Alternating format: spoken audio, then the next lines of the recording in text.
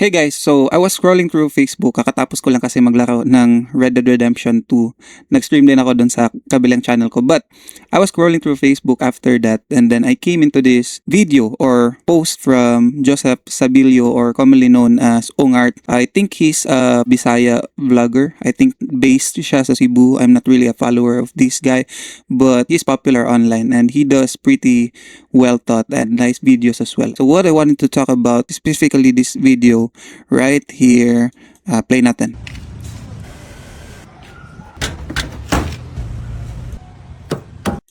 So skip lang natin.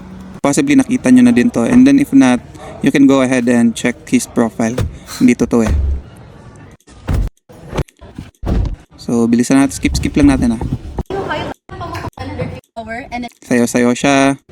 And then ito, punta siya dito kumuha ng pera kasi nga ito yung content niya. Okay, skip ko lang. So if you're interested to look at the full video, punta nyo lang yung profile niya and then go ahead. If you like his contents, you can follow him. I'm not particularly a fan of him. I'm not hating, but I'm not into his videos, but he's a fun guy. He's a fun content creator and he is pretty popular. But what I want to talk about here is this video specifically. This is a collab with Toyota Mabolo and I think he really decided to buy a car here and then he chose a Toyota car in Mabulo. What I want to talk about especially is itong mga nakikita kong contents related to these content creators buying their cars or their vehicles or some luxury items na nabibili nila for succeeding in doing social media. And don't get me wrong, Joseph Sabilio is a very talented content creator. Kaya madami siyang followers. That's why marami siyang followers. And the success that these guys are getting is insane. Talagang napapansin ko na napakalaki ng leap na mga taong nagsasucceed talaga sa social media. And that's basically the purpose of this video. Yung mga taong nagtatry sa social media na napakarami. Almost everybody, and me included, are trying our fate dito sa mundong to. Kung talaga bang magsasucceed tayo dito sa social media. But me in particularly, I'm doing this because I'm finding it fun. Similar to these guys, probably talagang sinimulan lang nila to kasi talagang na-enjoy sila dito. And then if they're lucky enough and if they have the talent to gain these many followers, they will really get into this kind of position. So parang issue ko lang dito is he's trying to become someone, like he's trying to act like Stefano right here.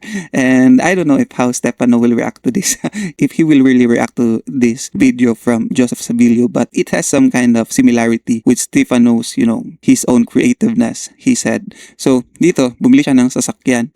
The success that these guys are getting, may isa pa akong nakita yung babae na napaka-successful niya sa social media that she bought a house in Japan. Talagang na-open yung windows of opportunity para sa mga taong to. And then, dahil din yan sa sikap na ginagawa nila and they're really talented with their work, that's why they are gaining a lot of followers. So, if you follow these guys, you are part of their success, basically. May mga iba din, like this guy. I think most of them also, apart from being a social media artist or content creator, I think they also have some of them have full-time jobs. Like they're really grinding a lot here to have this kind of success, which is inspiring for people or someone like me who is trying my best to start a social media career. So these guys are inspiring. So that's it, actually. Not much to talk about here except the car that Joseph Sabilio bought. I think he already has one because sa start ng video, he is checking his car. It says it's a boring day.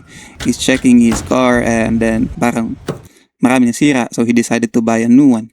So I'm telling you this because ito nasa thoughts ko. In the Philippines, our economy is really struggling a lot. Tayo ay kabilang sa third world country and our economy is so poor compared sa US. Imagine this. Buying a car here in the Philippines is so expensive that a monthly payment, a 1-month payment of a car that you loan to a bank or something equates to most of us here in the Philippines. Nag-equate siya or even above the monthly salary of a Filipino. That's how high it is for us to buy a basic car like a sedan. Mostly it costs the same or more than the monthly salary of a single regular worker here in the Philippines. Like example, you can loan a basic car for 15,000, like how much I pay my car. 15,000, something like that. And marami nga iba sa Philippines na di umaabot sa ganyan kalaki ang kanilang monthly salary. That's how our salary compares to a single payment of our car.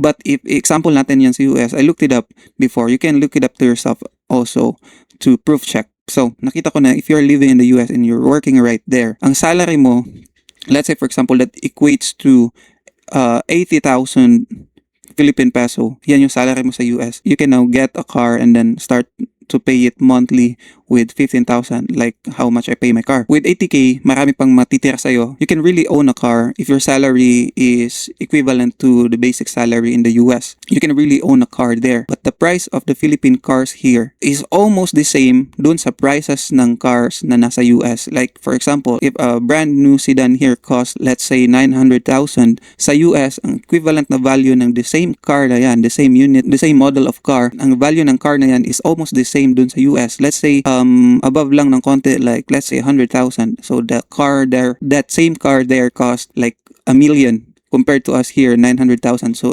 you see the difference. Almost the same lang ang price ng cars dun sa US and dito sa Philippines, but our salary is so different na pag i-try nating bumili or kumuha ng car, we're really gonna struggle or we're not gonna get anything for food. But dun sa US, if they buy a car using their salary, marami pang matitira sa kanila for other basic needs. That's the difference between our economy compared to the US. It's like sa US, pag bibili sila ng car or any other countries na mas mayaman sa Pilipinas, pag bibili sila ng car or kukuha sila ng sasakyan, that's just like they are buying or getting motorsiklo, di ba? Yung mga motorsiklo nasa, if you have 2,500 to 5,000, you can now get a motorcycle and then pay that monthly until you reach 36 months or depende dun sa contract na binabayaran mo sa motor na yon. That's how different it is compared to the Philippines. Kaya bihira sa atin or medyo mahirap talaga sa atin na makakuha ng sasakyan. And doon sa US, kung makita mo, walang masyadong motorsiklo doon. Kasi ang car sa kanila is affordable enough na pag may trabaho lang sila, makakabili na sila or makakakuha na sila ng sasakyan. Kaya mas maraming sasakyan doon compared dito sa Philippines. Ang mga motor doon para sa kanila is yun yung expensive. Ang mga motor nila doon ang expensive. Luxury vehicle para sa kanila. Pag kukuha sila ng motor, yung mga mamahalan compared to us here, yung mga motor ay ang ating basic utility vehicle. 'Di ba kapag may sasakyan ka dito sa Pilipinas, yung paningin ng mga Filipino sa iyo, yung paningin ng mga kapitbahay mo sa iyo is nakakaangat ka sa buhay, which is sometimes not really true, but 'di ba? Yan yung difference. So that's basically what I want to talk about. Dito naman sa Pilipinas, I am so happy na may mga opportunities na tulad nito, like some form of job opportunities here in the Philippines na with that amount of salary, makakakuha ka na ng sasakyan. You can now have the comfort of traveling using your own car. One example for that is this being a content creator and succeeding as a content creator, like these guys having 2.9 million followers, or the other guys around na successful na sa social media. They can now buy their cars like easily like this, like how Ongart here, Joseph Sabilio here made it look so easy.